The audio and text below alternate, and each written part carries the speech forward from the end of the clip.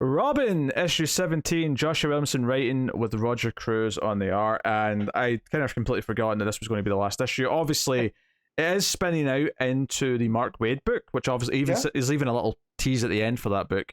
And some of the stuff that the book's even doing in the main issue is setting up with Grandma Al Ghul, whatever her name is.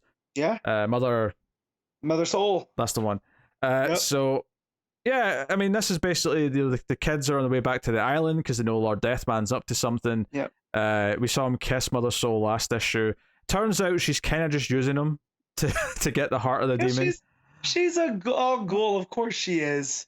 Yeah, you know? I did like it though because he kind of realizes that he's been had a little bit, and I thought she killed him, but she actually does give him what he wants, which is some extra power. So he actually hulks out, and we get it's an excuse for a big fight scene where all the kids fighting Hulk out Lord Deathman.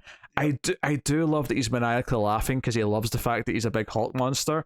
That did make me laugh a little bit. Yeah, this is the fun stuff that I love that Williamson does, and his dialogue for Lord Deathman 2 is just so over the top. And then when you add the maniacal laughter, it is so funny.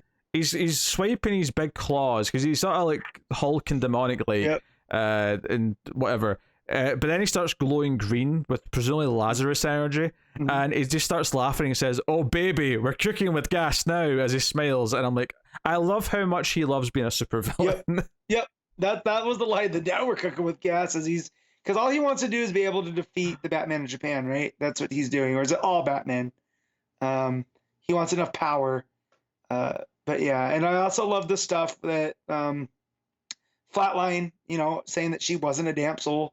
She was in control the whole time, and she wants Robin to come and, help her there in Japan. I loved all of that stuff. Yeah, it was kind of interesting because it kind of, ends, obviously the fight ends with Robin pulling out Lord Deathman's heart, but he's on Lazarus Island though, so he's going to be fine. Well, and he has resurrection powers. Yes, so that's true. He was double okay. Yeah, so he'll be fine. But Flatline's going back to deal with stuff in Japan. Connor Hawk's going to find Oliver. They have like a fun day at the beach first though, so we get like a 2-page layout of them just doing sandcastles and surfing and whatever else. So they have their emotional goodbye for whatever it is, and kind of admit their feelings a little touch. There is a moment though with one of these Deathstroke looking kids. Bro, that's Respawn. I thought it was Respawn, but we also but didn't we kill him? We did, which is why this is a mystery. That did he resurrect back on Lazarus Island? Did they bring him there? Yeah, maybe they did. But yeah, so Respawn's watching as the boat drives off, and that's kind of it. So we get my only critique of this really is it didn't really feel like a final issue until the last couple pages, which felt like the last few pages felt like it was saying goodbye, right? Yeah. And it does the whole end for now thing. You get this big 2-page spread of Robin saying that he's still figuring out who he is, and in the clouds behind him is the Bat family, John, his new like Titan, age buddies. Yep. So it's like, okay, it's a nice kind of like send off for him. And then there's a 1-page tease for Batman versus Robin, which is the Mark Waid book. And it did set up that Mother Soul is trying to do stuff for Neza and bring him back. So, it's setting up what they're doing in that, and that ties into the world's finest book as well. So that's cool. Yeah, so I do like just the fact that Ra's al Ghul translates to the demon's head. It could literally be any demon she's trying to resurrect, and it fits. So the fact that it's the Devil Nazah from the Waid book, I feel like that's cool. Yeah, and obviously it's been mentioned a couple times in the Robin book. So obviously Wayne Williamson have done some collaboration there and made it all kind of fit. So that's nice. It is a shame not to have this specifically, but I'm always excited for more Waid. So. Yeah, it kind of hurts. Go ahead. I'm less excited for the replacement Robin book though, which is the Tim Drake book. Yeah, it's a Tim Drake book, which I would be excited for, but it's a writer. Who's the writer? Is it Fitzmartin?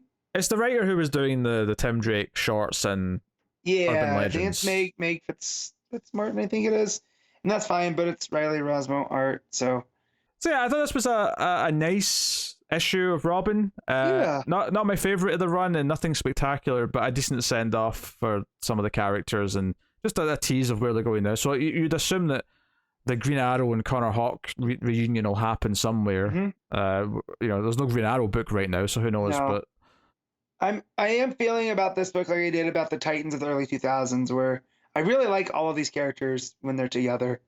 So I hope we do get something out of it, because I like Flatline and Robin and Connor Hawke, and even like the what was her name, Black Swan, the ballerina girl. Like Williamson's really good at creating these characters, and I like seeing how they bounce off of. You never know. Maybe he'll do a team book after he's done with the event. Maybe he'll and I just something.